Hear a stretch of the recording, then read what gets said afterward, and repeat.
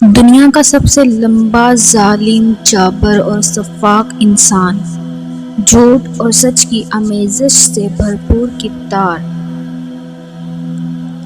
ناظرین، آج کی ویڈیو میں ہم ایک ایسے تاریخی کردار کی بات کریں گے جس کے اوپر بے شمار ہالی ووڈ کی فلمیں بن چکی ہیں، جس کا نام اوج بن انق تھا۔ پہلے ہم آپ کو اس کی شخصیت کے بارے میں بتائیں گے کہ مختلف تاریخ دان اوج بن انق کے کردار کو سچا مانتے ہیں یا جھوٹا۔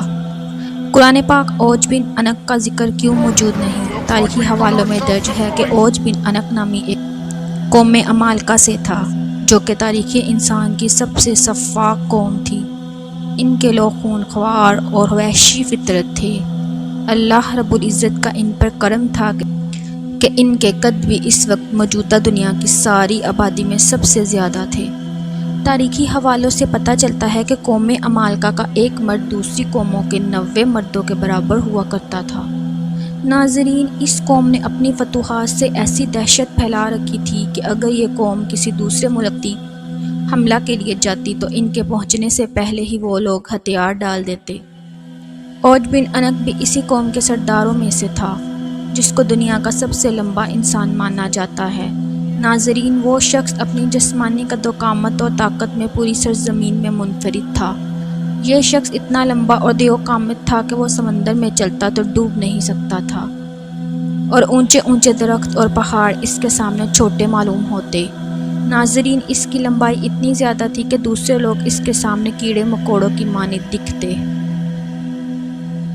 ایک روایت کے مطابق حضرت آدم کے سرکش بیٹے قابیل کی نسل سے انق نامی نوجوان کی بیوی شمریز گیا۔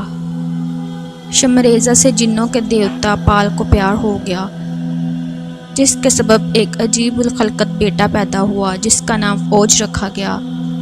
اس بچے کا قد بہت جلد بڑھا، جس کی وجہ سے کوئی لڑکی اس سے شادی کو تیار نہ تھی۔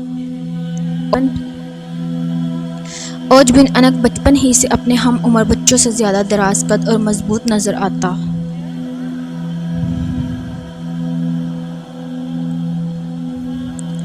جب جوان ہوا تو اس کی لمبائی غیر معمولی بڑھتی چلی گئی اور روایتوں کے مطابق اس کا قد 80 ہاتھ تھا۔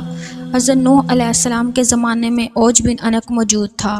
جب سیدنا نوح علیہ السلام عظیم طوفان سے پہلے کشتی تیار کر رہے تھے تو آپ علیہ السلام کو کشتی بنانے کے لیے ساگوان کی لکڑی کی ضرورت پڑی، مگر اس لکڑی کو اٹھا کر لانا ممکن نہ تھا، لہٰذا اوج بن انق نے آپ کی مدد کی۔ وہ ان لکڑیوں کو ملک شام سے اٹھا کر لایا، لہٰذا اللہ رب العزت نے اس کو اس عمل سے خوش ہو کر اسے غرق ہونے سے نجات دے دی، حالانکہ وہ حضرت نوح علیہ السلام پر ایمان نہ لایا تھا۔ ایک روایت تو ایسی ملتی ہے کہ جسے انسانی عقل مان ہی نہیں سکتی۔ وہ یہ ہے کہ اوج بن انق اتنا دراز قد تھا کہ سمندر سے مچھلی پکڑ کر وہ آسمان میں ہاتھ بلند کرتا، جس سے سورج کی تپش سے وہ پکتی اور وہ اسے کھایا کرتا تھا۔ اس موضوع پر امام سیوطی نے الاوج فی خبر اوج بن نام سے ایک رسالہ لکھا ہے، جس میں انہوں نے اوج بن انق کی شخصیت کے متعلق بہت کچھ تحریر فرمایا ہے۔ روایتوں کے مطابق غیر معمولی قد و قامت کے ساتھ اوج بن انق نے لمبی عمر بھی پائی تھی۔ اس کی عمر 3600 سال تھی۔ وہ حضرت آدم علیہ السلام کے زمانے سے حضرت موسیٰ علیہ السلام کے دور تک زندہ رہا۔ پھر حضرت موسیٰ علیہ السلام نے اس سرکش شخص کو قتل کیا۔ واقعہ کچھ یوں ہے کہ جب بنی اسرائیل کو فرعون سے نجات ملی تو حضرت موسیٰ علیہ السلام کو اللہ پاک نے حکم دیا کہ فلسطین پر حملہ کریں، کیونکہ فلسطین کی زمین بنی اسرائیلیوں کے لیے لکھ دی گئی ہے۔ حضرت موسیٰ علیہ السلام نے اپنی قوم کو لیا اور فلسطین پر چڑھائی کے لیے نکل پڑے۔ اس وقت فلسطین میں قوم عمالقہ آباد تھی، جن کا سردار اوج بن انق تھا۔ حضرت موسیٰ علیہ السلام نے اپنے قبیلے کے بڑے سرداروں کو چنا اور قوم عمالقہ میں بھیجا۔ جب وہ 12 سردار شام پہنچے تو اس وقت وہاں کا حاکم اوج بن انق تھا۔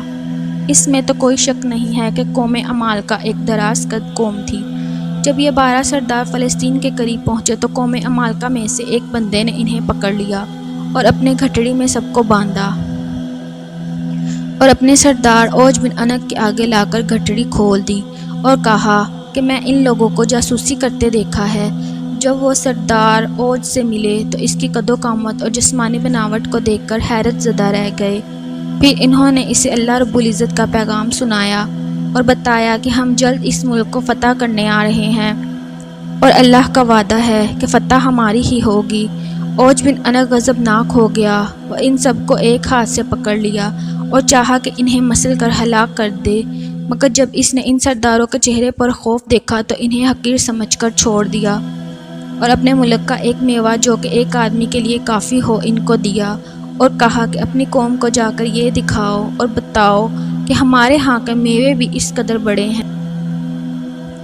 جب وہ سردار اپنی قوم میں واپس آئے تو اس واقعہ کو اللہ پاک یوں بیان فرماتا ہے کہ جب حضرت موسیٰ نے اپنی قوم سے کہا کہ اے قوم بنی اسرائیل، ارض مقدس میں داخل ہو جاؤ جو اللہ تعالیٰ نے تمہارے لیے لکھ رکھی ہے، اور پیٹھ نہ دکھاؤ ورنہ خسارے میں رہو گے۔ اس پر بنی اسرائیل کے یہ لوگ بولے، اے موسیٰ، تم اور تمہارا پروردگار لڑو، ہم تو یہیں بیٹھے ہیں۔ وہاں تو ایک طاقتور قوم عمالقہ آباد ہے جس کا ہم مقابلہ کرنے کی قطعاً سخت نہیں رکھتے۔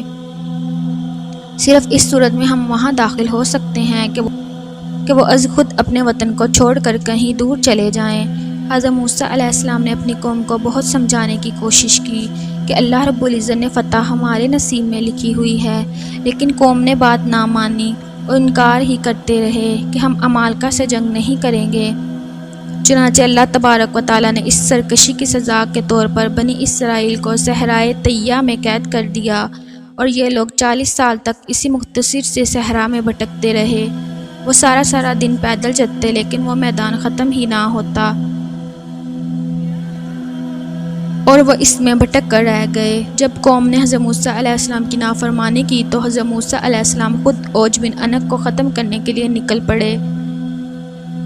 اوج بن انق نے حضرت موسیٰ علیہ السلام کو دیکھا تو کہنے لگے، تم وہی ہو جس نے فرعون کو پانی میں غرق کیا ہے، لیکن پانی تو میری کمر سے اوپر نہیں آ سکتا۔ یہ کہہ کر اس نے موسیٰ علیہ السلام پر حملہ کیا جس سے آپ محفوظ رہے، اور آپ علیہ السلام نے جوابی حملہ کیا اور اس کے ٹخنوں پر اپنا عصا مبارک مارا، جس کی ضرب کتاب نہ لاتے ہوئے وہ زمین بوس ہو گیا۔ کہتے ہیں کہ 40 سال تک اوج کی لاش وہیں سڑتی رہی۔ اس کے بعد اس کی ریڑھ کی ہڈی کو دریا پر ڈال کر اس کے کئی سال تک خل کا کام لیا جاتا رہا۔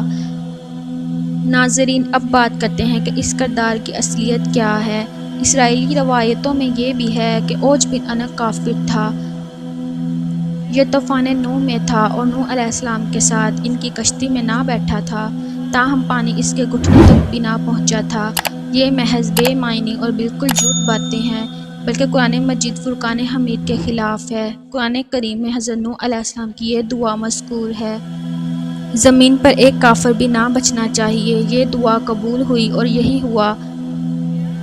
قرآن فرماتا ہے کہ ہم نے نوح کو اور ان کی کشتی والوں کو نجات دی، پھر باقی کے سب کافروں کو غرق کر دیا۔ دوسرا اعتراض یہ ہے کہ اسرائیلی روایتوں میں اوج کو تاریخی انسان کا سب سے لمبا انسان مانا جاتا ہے، جبکہ حضور نبی کریم صلی اللہ علیہ وآلہ وسلم کی حدیث مبارکہ ہے کہ اللہ تعالیٰ نے حضرت آدم علیہ السلام کو 60 ہاتھ پیدا کیا تھا، پھر سے آج تک مخلوق کے قد گھٹتے ہی رہے۔ صحیح بخاری 33-26۔ ناظرین، علامہ ابن کثیر، علامہ سیوطی، علامہ ابن حریر طبری اور کثیر مفسرین اور محدثین نے لکھا ہے کہ اوج بن انق اسرائیلی روایتوں کا ایک من گھڑت اور بے بنیاد کردار ہے۔ دعا ہے کہ اللہ تعالیٰ آپ سب کا حامی و ناصر ہو۔